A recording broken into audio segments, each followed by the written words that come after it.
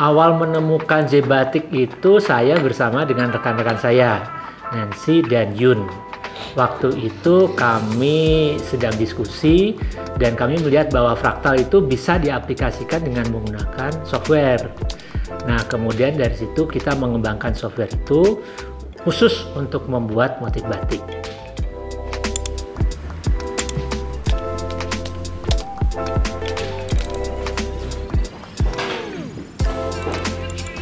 J-Batik adalah aplikasi yang menggunakan sistem generative art dan desain untuk membuat motif-motif batik baru dengan menggunakan prinsip fraktal.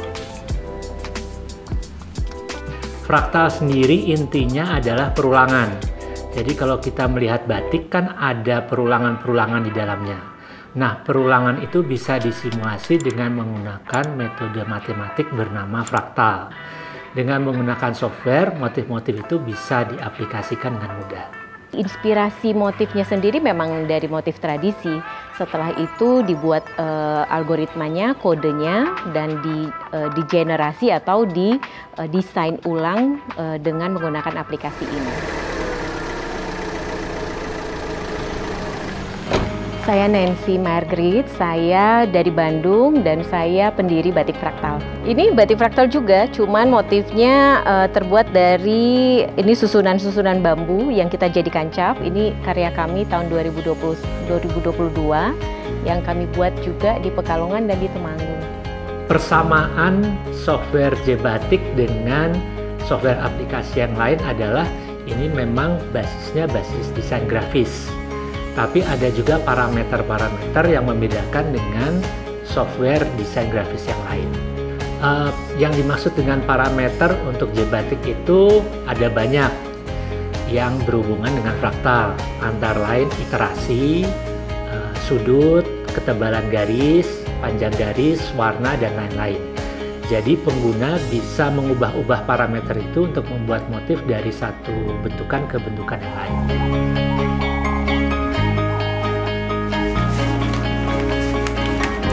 Setelah desainnya jadi, proses selanjutnya adalah di print biasanya dan dikonsultasikan dengan pembatik. Apakah desain seperti ini bisa memungkinkan untuk dikerjakan? Nah, proses konsultasi dan diskusi dengan pembatik ini sendiri yang akan membuat desain yang dari komputer secara teknologi tadi akhirnya bisa diaplikasikan ke kain batik secara tradisional.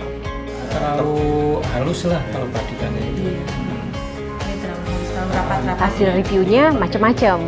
Misalnya ada garis-garis yang terlalu rumit atau terlalu halus, jadi harus dikurangi kerumitannya atau kerapatannya atau kehalusannya. Itu biasanya kita proses lagi di software untuk menghilangkan kerumitan itu. Karena nanti akan dibuat dengan canting. Jadi memang ada penyesuaian antara gambar digital dengan proses produksi yang sangat tradisional yang dengan canting itu atau dengan cap tembaga. Proses setelah review sama pembatik itu biasanya kita akan keluarkan satu final print ya. Jadi desainnya sudah final, sudah di ACC nih sama pembatik. Nah, bentuk final printnya biasanya seperti ini nih.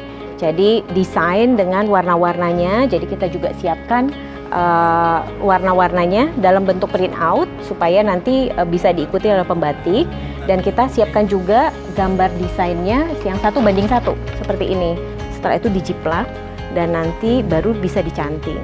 Nah, ini sudah masuk proses produksi. Biasanya nanti kita akan berikan kainnya ya, kalau misalnya kita mau buat kainnya dengan khusus setelah dari ACC untuk desain, biasanya kita akan kirimkan kainnya. Nah, kainnya kebetulan saat ini kita pakai kain yang khusus, ini adalah kain campuran sutra dan katun yang memang berasal dari Korea, yang kita sedang ada kerjasama dengan pemerintah Korea Selatan.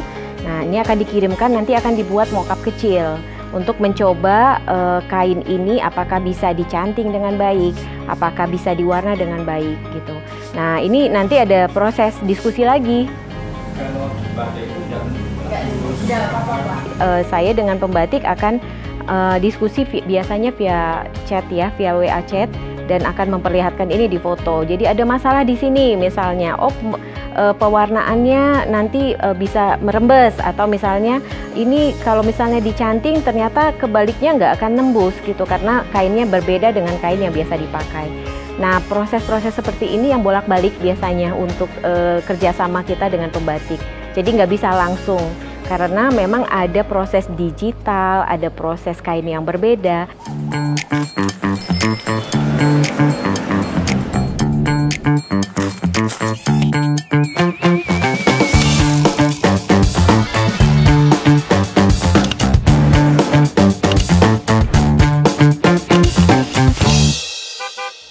Saya terlibat dalam proyek batik fraktal karena batik fraktal itu sudah bekerja sama dengan Sesi Batik, itu sudah cukup lama, dan proyek ini baru kita akan mulai dengan pengerjaan batik tulis tradisional.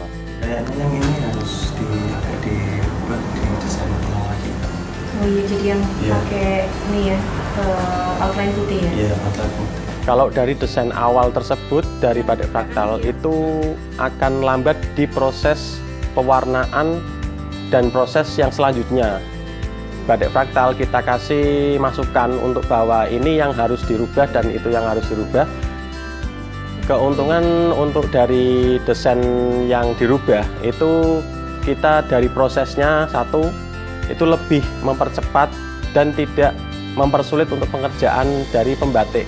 Yang kedua, proses produksinya juga lebih murah. Untuk proses ini kan desain pertama kan dibuat, terus untuk diterapkan di kain putih, termasuk ya sederhana lah, seperti batik-batik di Pekalongan juga. Untuk desain kan ini masih lebarnya 1 meter. Kalau kain itu kan 110, jadi desain harus diperlebar sedikit, 10 cm lah. Untuk pola-pola ini memang karena masalahnya cuma kainnya terlalu tebal, kurang maksimal untuk lilinnya itu tidak masuk ke kainnya, itu tidak 100%. Kalau ini kan 75% lilinnya itu masuknya itu. Kainnya terlalu tebal ini.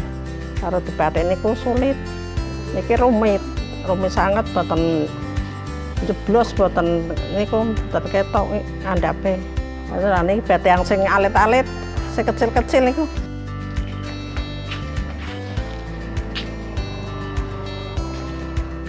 Jadi untuk pengerjaan agak lama, di samping itu untuk batiknya itu harus dibulak-balik biar batiknya itu kan lebih bagus itu. Panjang kain terlalu panjang kain kan standarnya 2 meter sampai 3 meter. Ini kain 5 meter. Setelah solusinya semua dicarikan dan disetujui antara pembatik dan kami sebagai desainer, ya setelah itu lanjut untuk produksi. Kita akan lanjut produksi, dan dalam setiap milestone atau progres nanti biasanya pembatik akan memberitahu kami, oh udah sampai di sini, sudah ada kegiatan ini, warnanya sampai di sini, seperti itu biasanya.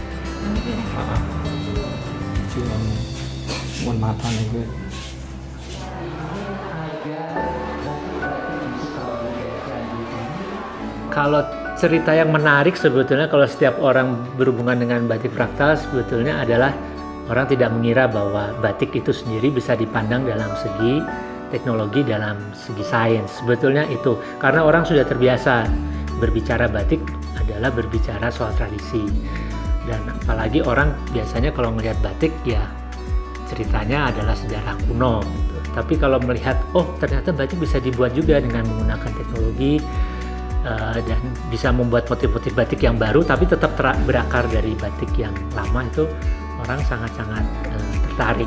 Dan ada ceritanya kan, ada ceritanya bahwa oke, ini batiknya seperti ini dulunya dan sekarang batiknya bisa dibuat seperti ini dengan menggunakan teknologi. Itu yang orang sangat tertarik.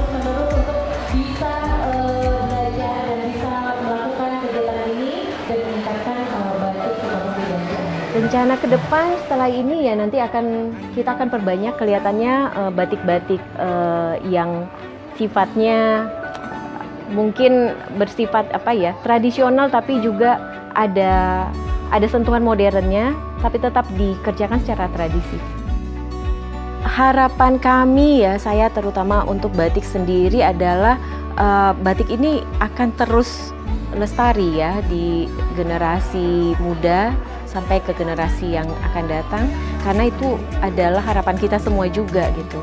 Dan itu yang kita usahakan dengan adanya digitalisasi ini. Jadi kami harapkan digitalisasi juga akan bisa bersanding indah dan bersinergi dengan proses tradisi.